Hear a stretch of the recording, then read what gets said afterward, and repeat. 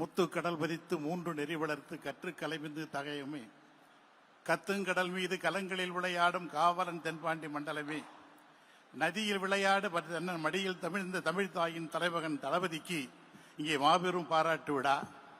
திருவாய் செல்வமாய் தேனாய் வானோர் செடுஞ்சுடராய் செடுஞ்சுடனர் சோதிமிக்க உருவாய் உறவாய் ஊனாய் ஊனின் உள்ளமாய் உள்ளத்தின் உள்ளே நின்ற கருவாய் கற்பகமாய் எங்களை எல்லாம் காத்து வருகிற தலைவா, உனக்கு பாராட்டு விழா இங்கே நடைபெற்றுக் கொண்டிருக்கிறது. தளபதி என்கிற வாசகத்தை நான் கலந்து பாடுங்கால் நற்கரும்பின் சாற்றினிலே தேன் கலந்து பால் கலந்து தெவிட்டாத தேன் சுவை கலந்து ஊன் கலந்து ஓட்டாமல் இருக்கின்ற உத்தம தலைவனுக்கு பாராட்டு விழா. அகமாகி புறமாகி ஆனந்தமயமாகி சுகமாகி சுவையாகி சுந்தர தமிழாகி பகலாகி இரவாகி பாசமுள்ள உறவாகி எங்கள் நெஞ்சமெல்லாம் நிறைந்திருக்கிற அன்பு தலைவருக்கு பாராட்டு விழா. இடியா புயலா எரிமலையின் தீப்பிடம்பா வெடியா படிமுரசா வெளியச்சு வரி மின்னல் கூடியா தாயின் மடியா மலர்த்தேனா மதுகுற்று உண்டமா என்னவென்று உடன்பிறப்பே என்று சொல்லி உணர்ச்சி பொங்க நெருப்புகளை எழுதுகிற அந்த உத்தம தலைவனுடைய பிள்ளைக்கு பிறந்த நாள் பெருவிழா. ஒரு திராவிட தேசத்தின் தலைவன், ஒரு திராவிட தேசத்தின் தலைவன், தமிழினத்தின் காவலர், 150 கோடி மக்களுக்கும் காவல் தெய்வமாக விளங்குகிற தலைவருக்கு இங்கே பாராட்டு விட வேணும். முன்னமே துயின்றருடைய முடுவையோதையோ பன்னகாதிப பாயலோ பச்சை ஆளிலையோ சொன்ன நாள் வைத்து இதற்கு என்ன மாதவம் செய்தது என்று சொல்லி சேர சோழர் பாண்டியர் வம்சத்திலிருந்து அன்பு சொந்தங்களே, வரலாற்று தங்கங்களே, சிகரங்களை செதுக்குகிற சிங்கங்களே, காற்றோடு கை கொடுக்கும் கடல் நெருப்புகளே, மின்னலை விழுங்கி மின்சாரத்தை கொப்பளிக்கும் உயிரினும் தளபதியினுடைய உடன்பிறப்புகளே, உங்களுக்கு என்னுடைய பணிவான வணக்கங்கள். செந்தமிழ் செம்மாப்புடைய மாலை நேரம் அரங்கம் நிறைந்திருக்கிறது. அத்தனை பேர் நெஞ்சங்களிலும் தளபதி நிறைந்திருக்கிறார்கள். காசா படி இழந்தா கையிரண்டு நோகும்னு, காசா படி இழந்தா கையிரண்டு நோகும்னு, நெல்லா படி இழந்தா நெடுநேரம் ஆகும்னு, அரிசியா படி இழந்தா ஆக்க நேரமாகும், சோரா சொடிகளுக்கும் சோழ நாட்டு அரசர் தளபதிக்கு இங்கே பாராட்டு பெறுவிடார். ஸ்ரீரங்கமாடி திருப்பார் கடலாடி மாமாங்கமாடி மாசி கடலாடி தவமாய் தவமிருந்து பெற்ற பிள்ளை அல்லவா தளபதி, அவருக்கு இங்கே பாராட்டு விழா. வாசனை கமழும் வார்த்தைகளால் அடியேன் யோசனை செய்து பேச வந்திருக்கிறேன்.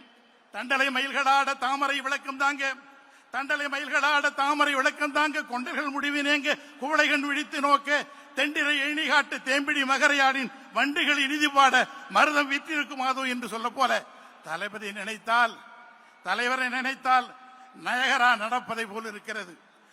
தளபதி நினைத்தால் மதுரை மல்லி மணப்பதை போல் இருக்கிறது, குறிஞ்சி பூ சிரிப்பதை போல் இருக்கிறது, பலாச்சோலை அருந்துவது போல் இருக்கு. தலைவா, உன்னை எந்த மொழியில் பாராட்டுவது? எல்லா மொழிகளும் எச்சில் மொழியாக இருக்கிறது. ஆகவே தான் தாய்மொழியாம் தமிழிலே உன்னை பாராட்டுகிறேன். எல்லோருக்கும் தாய்மார்கள் நிலவை காட்டிதான் சோறூட்டினார்கள். தளபதிக்கு மட்டும்தான் அன்னை தயாளமா அவர்கள் சூரியனை காட்டி சோறூட்டினார்கள். அதனால் தான் 40 தொகுதி சாப்பிட்டது இந்த குழந்தை.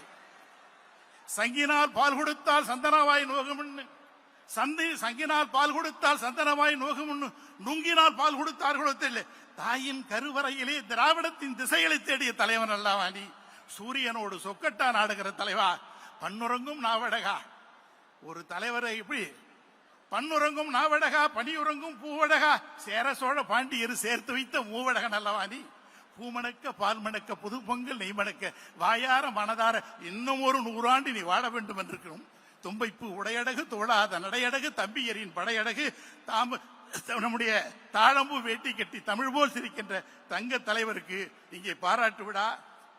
ஒரு முதலமைச்சர், இந்தியா சுதந்திரம் பெற்று 78 ஆண்டுகளாக இருக்கின்றன. ஒரு முதலமைச்சர் உச்ச நீதிமன்றம் சென்று ஒரு வரலாற்று சிறப்புமிக்க தீர்ப்புகளை பெற்ற ஒரே முதலமைச்சர் நம்முடைய முதலமைச்சர் தான். அவருக்கு இங்கே மாபெரும் பாராட்டு விழா. தங்க தலைவருக்கு எதை சொல்லி பாராட்டுறது? இந்த பாராட்டு விழா நடத்தணும்னா தலைவருக்கு ஒவ்வொரு நாளும் ஒவ்வொரு ஆண்டும் இந்த இங்கே விழா நடத்திக்கிட்டே இருக்கணும். ஒவ்வொரு நாளும் ஒரு வரலாற்றை படைத்துக் கொண்டிருக்கிறார்கள். பாத்தீங்கன்னா கவர்னருக்கு இதுக்காக உச்ச நீதிமன்றம் சென்றது, வக்ஃப் திருத்த சட்டம், தொகுதி சீரமைப்பு, இப்படி வரலாற்றை சொல்லிக்கொண்டே போகலாம். அவ்வளவு பெரிய வரலாற்றை செய்து கொண்டிருக்கிறார்கள். சேரன் சொல் சுமந்த கண்ணைக்கு சிலை எடுப்பதற்கு இமயத்திற்கு படையெடுத்து சென்றான், வெற்றி பெற்றான். சேரன் செங்குட்டுவன் திரும்பி வந்தான். பாண்டியன் படையெடுத்தான், மீன்குடியை இமயத்திலே பதித்தான், திரும்பி வந்தான். கரிகார் சோழன் சென்றான், புலிக்கொடி நாட்டினான், திரும்பி வந்தான். மூவேந்தர்கள் இங்கிருந்து படையெடுத்து சென்று வடக்கை வென்றார்கள். தலைவா, நீ மட்டும் தானே உட்கார்தல் இருந்து இடத்துல இருந்து கொண்டு வடவத்தை நீங்கள் வெற்றி பெற்று இருக்கிறார்களே, அதை நினைத்துதானே மகிழ்ச்சி. தி டாலஸ்ட் லீடர் தளபதி அவர்கள், தி டாலஸ்ட் லீடர். உலகத்தை தளபதி நடக்கிறார்கள் என்று சொன்னால் 5000 ஆண்டுகள் தமிழனுடைய நாகரிகம் நடைபெறுவதற்கு பின்னால் தளபதி நடந்து செல்கிறார்கள் என்று சொன்னால் 30,000 ஆண்டுகள் வரலாற்றில் உள்ள தமிழ் மொழி நடந்து செல்கிறது என்று சொல்வார்கள். ஒரு வடநாட்டிலே நாடாளுமன்றத்திலே உட்கார்ந்த போது ஒரு முதலமைச்சரை பார்த்தேன். உங்கள் முதலமைச்சர் என்ன இவ்வளவு பிரேவா இருக்கார், இவ்வளவு ஸ்ட்ராங்கா இருக்கிறார். அவர் ஆங்கிலத்தை சொன்ன நாளை அப்படி எழுதி எடுத்து வந்துட்டேன். டிவோஷன், டெடிகேஷன், டிட்டர்மினேஷன், டைரக்ஷன், இதுதான் மு.க. ஸ்டாலின் என்று சொன்னார்கள். ஏனென்றால் எதை கேட்டாலும் அள்ளி கொடுக்கிற தலைவாணி. பருக நீர் கேட்டோம், ஆசிரியர்கள் கோரிக்கை வைத்தார்கள். பருக நீர் கேட்டோம், பார்க்கடலையே தந்தீர்கள். பனையோலை நிழல் கேட்டோம், பாரிஜாத வனத்தை தந்தார்கள். குடிசை போதும் என்று சொன்னோம், நீ கோபுரத்தையே தந்திருக்கிறீர்களே தலைவா, எப்படி உங்களை பாராட்டுவது என்று எனக்கு தெரியவில்லை. ஒரு நாள் கோபாலபுரத்து தலைவரோட உட்காந்து பேசியிருந்தோம். அவ பார்த்தோன்னே தலைவர் கலைஞர் சொன்னாரு, யோ என்கிட்ட உங்களுக்கு என்ன பிடிக்குன்னு கேட்டார். நாங்கள் எல்லாம் பேசாத உட்காந்துருந்தோம். அப்போ நம்முடைய பொதுச்செயலாளர் என்ன பண்ணாரு, அண்ணே உங்களுடைய இலக்கியம் எனக்கு முழுசும் பிடிக்கணும் அப்படின்னாரு.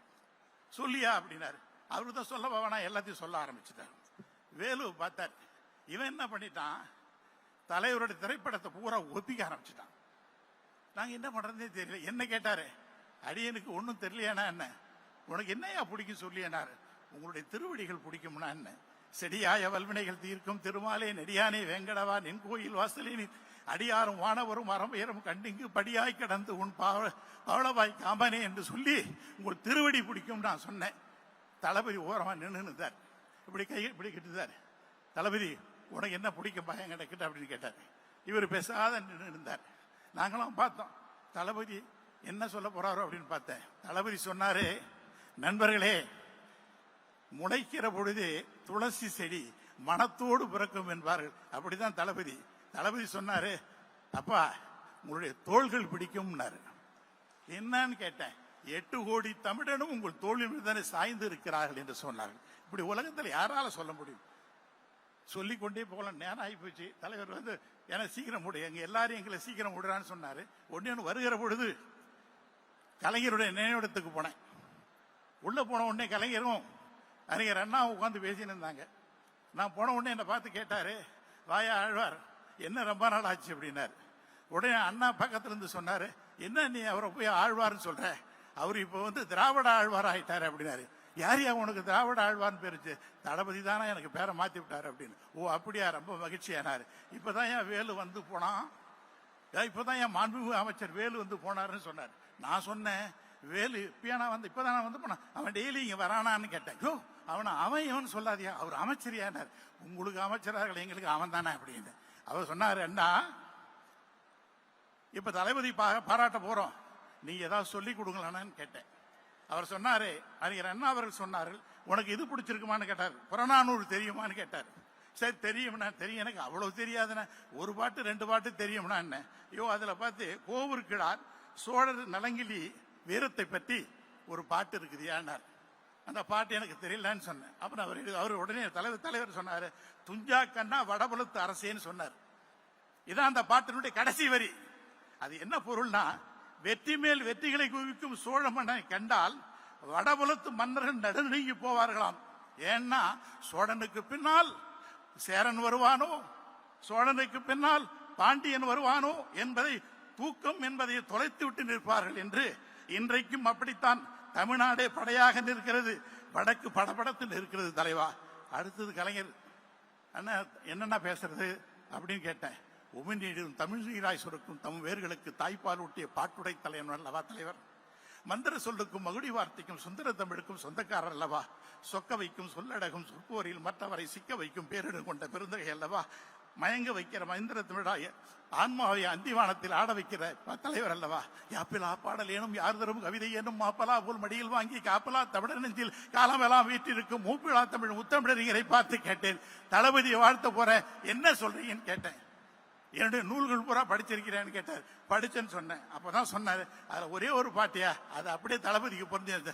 என்ன சொல்லுங்க, என்ன மாணிக்கம் இழைத்து தொட்டில் மகவு கால்பட்டு நொறுங்கி போகும், மகன் காட்டும் வீரம் என்று மறுநாளே திருவிழாக்கும். மாணிக்கத்தாலான தொட்டிலாது, அது அந்த குழந்தையினுடைய கால்பட்டு நொறுங்கி போய்விடுமா.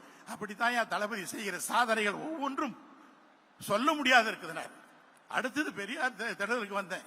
பெரியார் திடலுக்கு வந்து பார்த்தா, பெரியாரை பார்த்து வணக்கம் ஐயா, வணக்கம் ஐயா, இது மாதிரி பார்க்க போறேன், தொண்டு செய்து படுத்த படம் துயதாடி மார்பில் விடும், அவரை போய் பார்த்தேன். இது மாதிரி அது ஐயாவை பேச போறேன், தளபதியை பேசணும். நான் என்ன பேச, நீ ஒன்னும் பேச வேணாம் ஐயா, அங்க ஆசிரியர் வீரமணி வர்றாரு, அவர் பேசுவார் போடா அப்படின்ட்டார் அவர். அப்புறம் அடுத்தது பார்த்தேன், வள்ளுவர் கிட்ட போனேன். வள்ளுவரை பார்த்து கேட்டேன், ஐயா நான் என்ன பேசுறது அப்படின்னு கேட்டேன். வள்ளுவர் சொன்னாரு, உருவசியும் ஓவாப்பினியும் செருவகையும் சேரால் இது நாடு அப்படின்னு நான் திருக்குறள் எழுதினேன் தெரியுமா ராமான்னு. அப்படின்னா அப்படி ஆட்சி செய்கிற அந்த முதலமைச்சருக்கு முறை செய்து காப்பாற்றும் மன்னவன் மக்களுக்கு இறை என்று வைக்கப்படும் சொன்னான். ஒரு முதலமைச்சர் நாட்டு மக்களை எப்படி நன்றாக நடத்துகிறாள் என்று சொன்னால் அவர் இறைவனுக்கு சமம் என்று சொன்னார். திருவள்ளுவர் சொல்லி முடிச்சார். அடுத்தது பார்த்தா, கூத்தன் இருந்தான், குரலரசன் அங்கிருந்தான், வார்த்தை தமிழுக்கு வழங்கிய தமிழ்வேந்தன் கம்பன் இருந்தான், வயதான தமிழ்காட்டி அவை இருந்தால், அரசியோடு சீதனமாய் புலிச்சோட நாடடைந்த புகழேந்தி அங்கிருந்தான், நக்கீரன் நன்னாகன் நப்பசலை நப்பூதன் ஓக்கூர் மாசாத்தி ஒன்சாத்தான் சிலம்பெடுத்த தக்கூன் காவலர்கள் மூவருமே காத்து நின்ற வாயிலுக்கு பாட்டெடுத்த தம்பி எத்தனை பேர், அத்தனை பேரும் வெளியே காத்திருக்கிறார்கள். தமிழெண்ணை வெளியே காத்திருக்கிறார்கள் தலைவரை வாழ்த்துவதற்கு. தமிழெண்ணை உயிரெழுத்து 12 பேர் கைகளிலேயும் பன்னீர் தெளிப்பானை கொடுத்து தமிழ் தாய் அனுப்பி இருக்கிறாள். மெய்யெழுத்து 18 சந்தன கண்டங்களை தந்து அனுப்பி இருக்கிறார்கள். உயிர்மெய் எழுத்து 216 பூச்செண்டுகளை கொடுத்து இங்கே அனுப்பி இருக்கிறார்கள் தளபதியை வாழ்த்துவதற்கு. எப்படி வாழ்த்துவது, எதை சொல்லி வாழ்த்துவது? நான் தளபதியை வாழ்த்த வேண்டும் என்று சொல்லி மாலை வாங்கலாம் என்று சென்றேன். என் கையிலே பணம் இல்லாமல் போய்விட்டது. இங்கே வந்தவுடன் தான் கடலுக்கு கடிதம் எழுதியிருக்கிறேன். என் தங்க தலைவா, கடலுக்கு கடிதம் எழுதியிருக்கிறேன், முத்துக்களை கொண்டு வர சொல்லி. வானத்துக்கு கடிதம் எழுதியிருக்கிறேன், விண்மீன்களை மாலையாக ஆக்கி கொண்டு வர சொல்லி. தென்றலுக்கு கடிதம் எழுதியிருக்கிறேன், தீந்தமிழ் இசைப்பாடுவதற்காக. சந்திரனை வர சொல்லி கடிதம் எழுதினேன். சந்திரன் சொன்னது, நான் வருவேன், பாதியில் மறைவேன், நான் தேய்கிறேன் இல்ல, தேயாத நிலைவாக உங்கள் தளபதி அங்கே இருக்கிறாங்க, நான் எதுக்குப்பா அப்படின்னு சொல்லிச்சு. சரி, அதுக்கு அடுத்து பார்த்து சூரியனுக்கு கடிதம் எழுதினேன். சூரியனுக்கு மொத்த சொந்தக்காரை உங்கள் தளபதி தானே, அவருக்கு நான் வந்து என்ன சொல்லுவேன். ஆகவே எவ்வளவோ சாதனைகள்.